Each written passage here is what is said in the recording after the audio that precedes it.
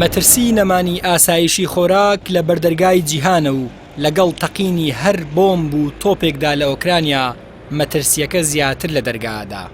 لە باکووری ڕۆژهەڵاتی ئەوروپا شەڕ بە جۆرێک گەرم بووە. ئەگەر وڵاتانی جیهان لە شەڕەکەشدا بەشدار نەبن ئەوە پریشتی جەنگەکەیان هەر بەردەکەوێ.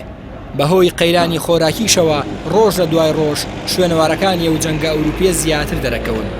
جیهان لە دوودڵیەکی قوڵدایە بەهۆی ئەوەی 25 ملیۆن تەنگەنم تا ئێستاش لە گۆگاکانی گەنم و سایلۆکانی وڵاتی ئۆکرانیا گیریان خواردووە. بەندەرە دەریاییەکان داخراون، ڕێگا وشکانیەکان گیراون، تۆپاوێژ و فڕۆکە جەنگیەکانیش لە ئاسمانەوە بەردەوام گڕدەبارێنن. گەنم و دانەوێڵە و ڕۆنی خۆراکیش لە سایلۆ و کۆگاکاندا گیریان خواردووە. هەرچەندە نەتەوەیە گرتوەکان و ڕێکخراوەکانی مافی مرۆڤ هۆشداریەدەن، بەڵام ڕێگا و دەرچەیەک نییە بۆ گواستنەوەی گەنمەکان و گەیاندنی بە گەدەی خاڵیە وڵاتانەی پێویستیانە.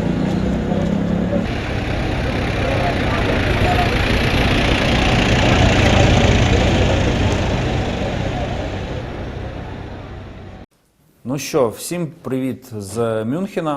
دیمیترۆ کۆلیبا وەزیری دەرەوەی ئۆکرانیا رووسیای تۆمەتبار کرد بەوەی کە ملیۆنان هاوڵاتی خستۆتە بەر مەترسیەوە بەداخستنی دەرچە ئاویەکانی ئۆکرانیا. نوێنەری رووسیاش لە نەتەوەیە گرتوەکان ئۆکرانیای تۆمەتبار کرد بە بڵاوکردنەوەی بۆمب و تەقەمەنی لە دەریای ڕەش بۆ ڕێگەگرتن لە هاتوچۆی کەشتیەکان و ئەمەی بە هۆکاری ڕاوەستانی هەناردەی خۆراک زانی. هەڕەشەکان بۆ سەراسایشی خۆراک لە سەرەتای قەیرانی ئۆکرانیاوە دەستیان پێکرد. گرفتەکە لەلایەکەوە کەمبوونەوەی بەرهەمهێنان و لەلایەکی دیکەشەوە هەر لە سەرەتای جەنگەکەوە دابەزاندنی ئاستی هەناردەی خۆراک و دانەوێڵە بوو لەلایەن رووسیاوە.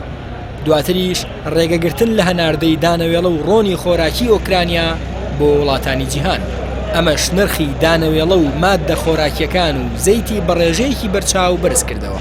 وڵاتان بەگشتی دەستدەگرن بەو بڕەدانەوێڵەیەی کە بەرهەمیێنن. هیندستان کایەکێکە لە 5 هەناردەکارەکەی گەنم بڕیاری ڕاگرتنی هەناردەی گەنمیدا. هەریەکە لە سربیا و مەجەڕیش چوونە ڕیزیەوە. دواتریش بولغاریا و ڕۆمانیا و بەشێک لە وڵاتانی دیکەی بەدوا داهات. چینیش داوای یەکێتی ئەوروپای ڕەت کردەوە و ڕایگەیان گەنمی پاشەکەوتکراوی خۆیان ناخەنە بازاڕەکانی جیهانەوە. بەرنامەی خۆراکی جیهانی سەر بە نەتەوەیە گرتوەکانی شڕایگەیاندووە. نەمانی ئاسایشی خۆراک مەترسیەکی گەورەیە، بە تایبەت دوای ئەوەی پرۆسەکانی بەرهەمهێنان و هەناردەکردن لە ئۆکرانیا کە بە سەبەتەی خۆراکی جیهانیە ناسرێ ڕاوەستاون.